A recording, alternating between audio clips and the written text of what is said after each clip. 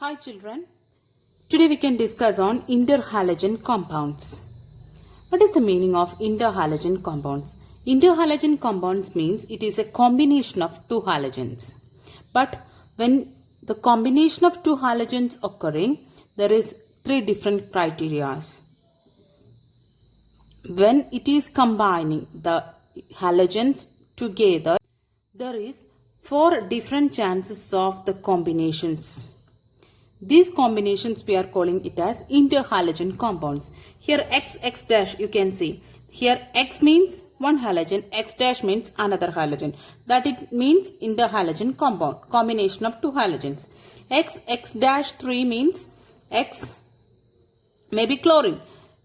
X dash 3 means fluorine 3 times. Likewise, different combinations it is possible. So one halogen, other halogen it is possible.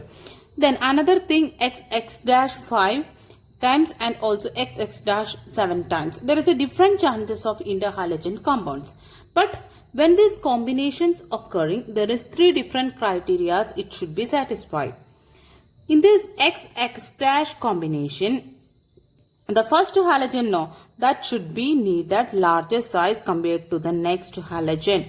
So this end portion X dash must be smaller size. So just consider fluorine, chlorine, bromine, iodine, astatine are the halogen family members. The combinations of different halogens about that we are discussing now.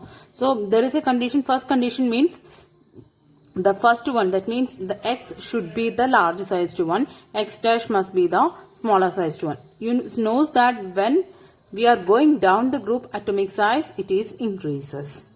So the iodine, bromine, that all we are telling it as they are large sized one compared to that of the fluorine and chlorine. Then when you compare chlorine and fluorine, chlorine is more sized one. So when you write the combinations of this interhalogen compound, the more sized one, that it is chlorine, that you have to be right first, then the smaller sized one. Okay, likewise different examples. IF7.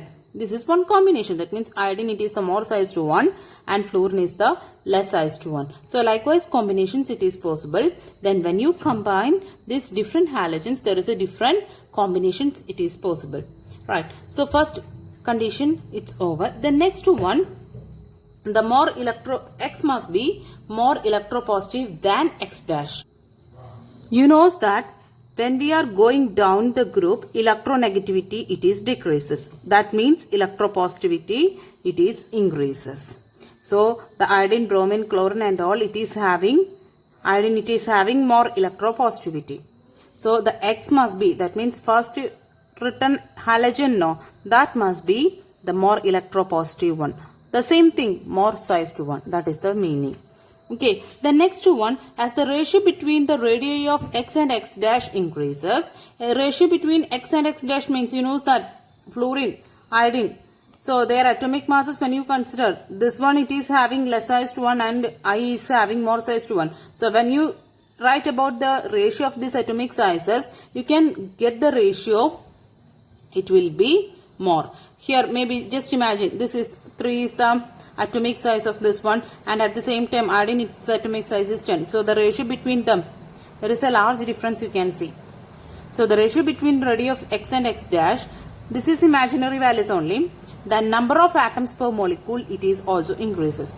That means in the case of iodine, you should know that the maximum number of atoms it is possible. I said earlier IF7 it is possible. The iodine is the one example, it forms IF7, that means 7 number of atoms it is possible in the combination. How?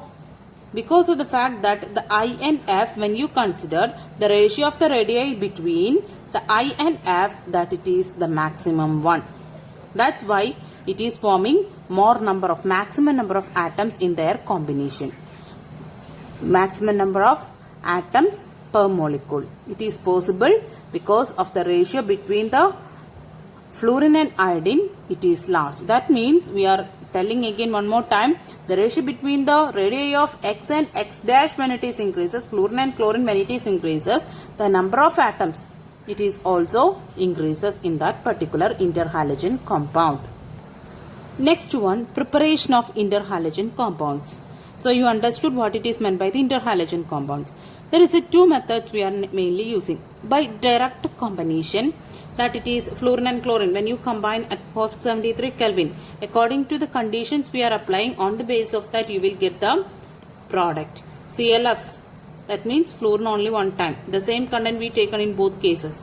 When we are taking this chlorine and fluorine in equal volume, you will get CLF. But when you take fluorine, if it is in excess amount, you will get CLF3. So according to the conditions, you will get the product.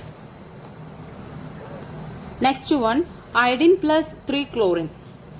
It is resulting ICl3, but when we taken this iodine and chlorine in equimolar amount, it is resulting ICl. That means only one chlorine here 3 chlorine. When we try to mix with bromine plus fluorine, if fluorine is in excess, you will get bromine fluoride. Right? The next one, Br3F2, diluted with water, you will get BrF3. So likewise, different conditions, according to the conditions, you will get the product of interhalogen compound. Next method of preparation of this interhalogen compound, it is lower interhalogens. Lower interhalogens means there is a less number of atoms in this interhalogen, CLF only. When it combines to reacts with the halogens to give higher interhalogens. So that means CLF, from that it is possible to CLF, F5. That means it is possible lower interhalogen with the help of addition of the halogens directly to this, it will be resulting CLF5. First CLF3 and again when you are adding F2, it will be resulting CLF5. Likewise, it is possible BrF3 plus F2, BrF5 it will be there, and IF5 plus F2 it is resulting IF7. This is the another method. So two methods of preparations we discussed. First one, direct combination, and next one, the combination of the lower interhalogens with the halogens. Next one, properties. We discussed there is a different types of interhalogens it is possible, that it is XX-1, XX-3, SXX-5 and XX-7. So combinations also here I written. Their properties we are discussing now. So first one, XX- CLF. You know that F is the smaller sized one, chlorine is the more sized one. So more sized one have to be right first and the less sized one. So likewise all the combinations CLF, BRF and IF. This IF, it is very unstable one and its color and all it's written here. So it is a CLF, it is a colorless gas, and BRF it is a pale brown gas, and IF it is detected spectroscopically. That's only happened.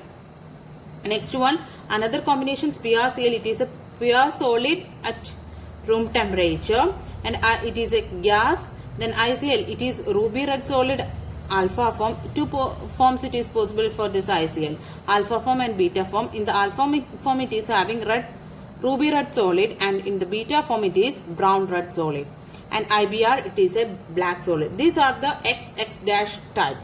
That means only one number of atoms. That means the less sized one, that means this right side one, it is having only one atom. In the case of right side, when there is a 3 atoms if it is present, there is this much combinations it is possible. That means CLF3, it is a colorless gas and it is bent T-shaped one. Shapes and all you just note it down. Okay. BRF3, yellow green liquid. Shapes and all it will be asking in the question paper. Yes, yellow green liquid it is BRF3 and bent T-shaped one. IF3 it is yellow powder and it is also bent T-shaped one. What is bent T-shaped at the end of this interhalogen compound I will discuss.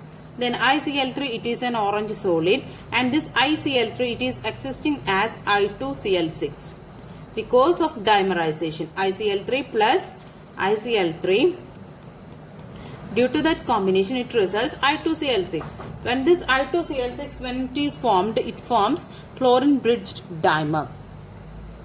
Next one, XX-5 times. So this means smaller sized one, it is having the number of atoms 5. There is 3 combinations it is possible, IF5, BRF5, CLF5. So IF5 it is a colorless gas but solid below 77 Kelvin, square pyramidal the structure. BRF5 is a colorless liquid with a square pyramidal. CLF5 it is a colorless liquid with a square pyramidal. The structures and all we studied in the 11th standard as per the VSEPR theory. The same theory here also we are applying for the shapes. Bent shaped, square pyramidal. In the case of F3 structures, every right side when it is having F3 form, it is all of them having bent shaped. And in the case of F5, the structure, it is having all of the structures having the square pyramidal. Likewise, the hint you have to be use it, then only it is able to be remembered. Next one, IF7. It is possible. 7 members, it is possible only with I. Because I told you that the ratio between the atomic size of these two different halogens, if it is combining, when there is a large difference, there is a number of atoms, it is increases. So it is also considered as a colorless gas. Its structure, it is pentagonal bipyramidal. Pentagonal bipyramidal, the structure as per VSEPR theory. Okay, then the different properties of this interhalogen compounds that we are discussing now, these all are covalent molecules, and these all diamagnetic in nature. And next one, these are volatile solids or liquids at 298 Kelvin except CLF. CLF we discussed first. So this one, it's not like that, but rest all, it is behaving as a volatile solids or liquids at 298 Kelvin. Okay. Why? Because CLF is a gas. Then next one, physical properties are the intermediate between those of constituent halogens, except their melting point and boiling point are little higher than expected. Physical property intermediate between means what? The halogens. CLF you just consider. Here which all halogens? It is here chlorine and halogen. Chlorine and fluorine. So when you consider the physical property of chlorine and when you consider the physical property of fluorine, the interhalogen compound here formed one now, that is CLF. Its property, CLF, its physical property, that it is an intermediate between those of the constituent particle here means Cl2 and F2. That are the constituent halogens here, right? Almost all the physical properties that it is intermediate between the constituent halogens, except the physical property melting point and boiling point. The melting and boiling point, it is little higher for these interhalogen compounds than expected. Yes, next one, chemical properties. Here we are going to be discussed now. Chemical properties, it can be compared with the individual halogens. Generally, interhalogen compounds are more reactive than halogens. Why? Except fluorine. Fluorine, it is an exceptional case because you studied that fluorine bond, it is having bond dissociation enthalpy, it is less. That's why it is highly reactive, that you studied. Bond dissociation enthalpy less means it is less stable. So when we are applying less amount of energy, at the same time the breakage, it will be happen. That's why fluorine bond, that it is easy to break, and fluorine, it is more reactive. That you studied in the group 17 family introduction part. Yes, so because XX bond means interhalogen, that means CLF. Likewise bond, CLF bond in interhalogens is weaker than XX bond. Normally this CLF when you consider, Cl when you consider again, this once bond dissociation enthalpy is high, so more amount of energy we have to be applied. But in this case of CLF, less bond dissociation enthalpy, so easy to break. So CLF when you compare with the fluorine, there is no chance. Why? Because this one, it is having low bond dissociation enthalpy. That's why they are written as except FF bond. So I am concluding, because of XX bond, its interhalogens, their bond dissociation enthalpy, it is weaker than the XX bond in halogens except FF bond. Okay. So interhalogens are more reactive than halogens. Reason understood now. The next one, all these interhalogen compounds, it can undergo hydrolysis. Hydrolysis means addition of water, right? When we are giving this water to this XX dash, so automatically it is forming halide. One product, it is halide, and another product, it is oxoacid. Two product, it is formed oxoacid. Yes, one it is halide and other is oxoacid. So here in this equation, when you check, you can understand it is easily. BrCl, it's the interhalogen compound. Here chlorine is the less sized one and compared to this bromine. Fluorine, chlorine. So bromine is the more sized one compared to that of the chlorine. Yes, so I told you that halide and also oxoacid it is possible, but which halogen it is forming halide? That is a question. There is a condition. The halide it is formed from smaller halogen. Which is the smaller halogen in this bromine and chlorine? This chlorine is the smaller halogen. Small halogen, small sized one. Okay, small sized one we are writing in the right side. Okay, this small sized one forming halide. That's why you can see HCl. And the big sized one, it is forming oxoacid, or it is said to be hypohalite. Yes, oxoacid contains larger bromine atom. So two products due to hydrolysis, one is halide and other is oxoacid. Halide it is formed due to the small sized halogen, and oxoacid it is comes from the larger halogen from the interhalogen compound. Yes, so there is a two product, halide and hypohalite. When we are conducting XX5- with water, halate it is forming, and next one XX-7 with water, it results perhalate anion, that it is derived from larger halogen. Okay, one part it is halide and next part for the different interhalogens, XX-3 it is halide, XX-5 halate, and perhalate for XX-7. Next one, another important property it is interhalogen compounds are strong oxidizing agents. Then interhalogen compounds, the smaller and more electronegative atom is assigned negative oxidation number. Example, ClF, when you consider smaller one and more electronegative one, that it is having negative charge, negative oxidation number, so automatically this one it is having positive one. Likewise, the oxidation state or number we are giving.